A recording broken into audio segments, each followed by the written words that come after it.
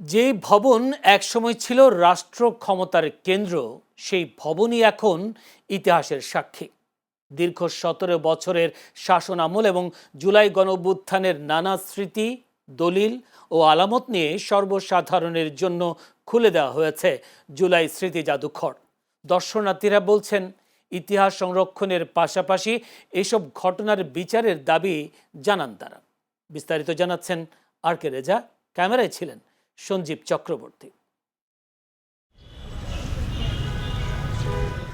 স্মৃতির প্রতিটি দেয়াল যেন বলছে এক একটি ইতিহাসের কথা।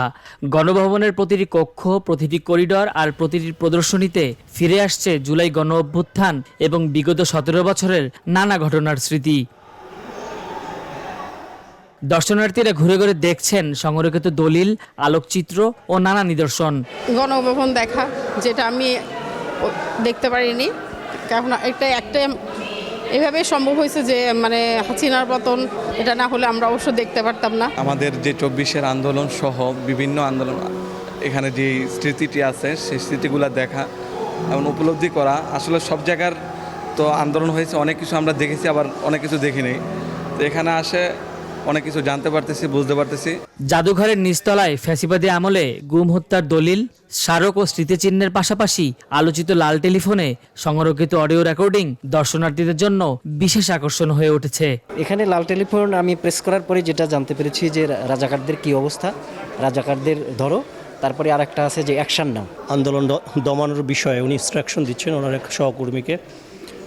বিশেষ করে যে বিষয়টা এখানে খুবই কষ্টের, যে উনি বলতেছেন যে র্যাব, বিডিআর এবং এনফোর্সমেন্ট যত এজেন্সিগুলো আছে সবাইকে ইনস্ট্রাকশন দিচ্ছে যে যারা রাজাকার বলছে ওদেরকে ফাঁসি দিবে, এবং উনি সেটা এখানে নিজেই বলতেছে যে সবাইকে ফাঁসি দেওয়া হয়। পুরো জাদুঘরে তুলে ধরা হয়েছে জুলাই গণ অভ্যুত্থানের বিভিন্ন মুহূর্ত।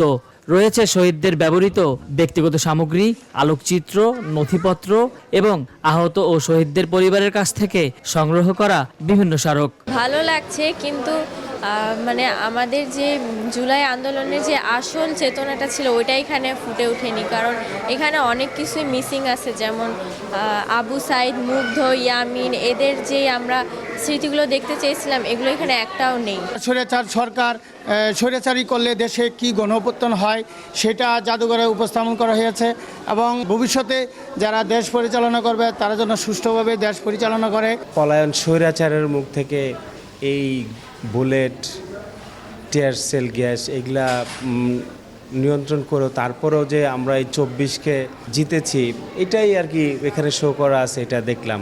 জুলাই স্মৃতি জাদুঘর এখন শুধু একটি প্রদর্শনীর স্থান নয়, বরং সাম্প্রতিক বাংলাদেশের রাজনৈতিক ইতিহাস ও গণ অভ্যুত্থানের স্মৃতি সংরক্ষণের একটি কেন্দ্র।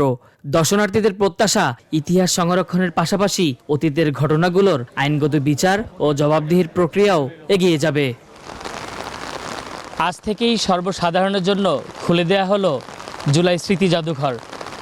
জুলাইয়ের স্মৃতিঘেরা সকল চিত্র ঘুরে ঘুরে দেখে মর্মাহত হচ্ছেন সাধারণ মানুষ। বাংলাদেশের মাটিতে ফ্যাসিবাদ আমলে সকল হত্যাকাণ্ডের বিচার যেন সুষ্ঠুভাবে হয়, এমনটা প্রত্যাশা করছেন সকলে। আর কে রেজা, চ্যানেল এস, ঢাকা।